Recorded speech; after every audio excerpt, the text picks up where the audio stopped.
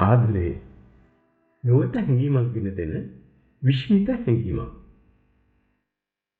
සෑම වසරකම පෙබරවාරි 14 වෙනිදා මුළු ලෝකයම ආදරවන්තයන්ගේ දිනය සමරනවා.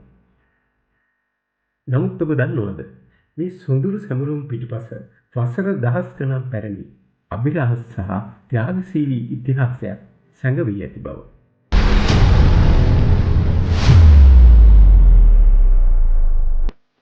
අද අපි ආදරයේ සැබෑ කතාව සොයමු. අපේ කතාව ආරම්භ වෙන්නේ ක්‍රිස්තු වර්ෂ 3 වෙනි සියවසේ. බලවත් රෝම අධිරාජ්‍යයෙන් එවකට සිටි ක්‍රෝඩියස් අධිරාජ්‍යය විශ්වාස කළා අවිවාහක තරුණයන් යුද්ධ පිටියේ වඩාත්ම දක්ෂ බව.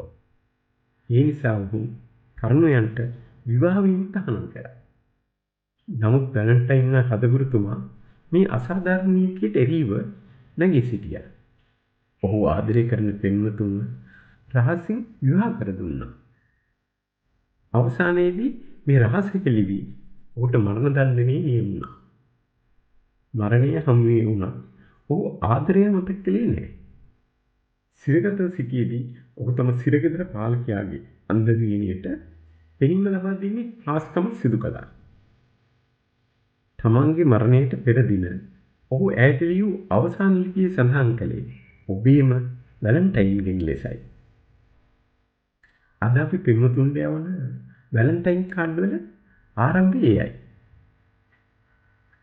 ශාන්ත වැලන්ටයින් කුපිඩිගේ රූපයේ සහිත අමතීස්ත මුදුවක් පැලඳ සිටි බව කියවෙනවා.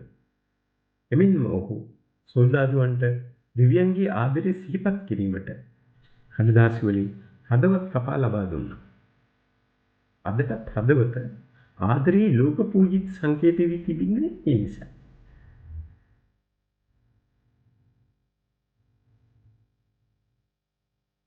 අද වුණාට වැලන්ටයින් දිනය ලෝකුරා විවිධ මුහුණු වලින් සමරනවා. බ්‍රසීලය ඔහු ජූනි 12 වෙනිදා ආදරවන්තයන්ගේ දිනය සමරනවා.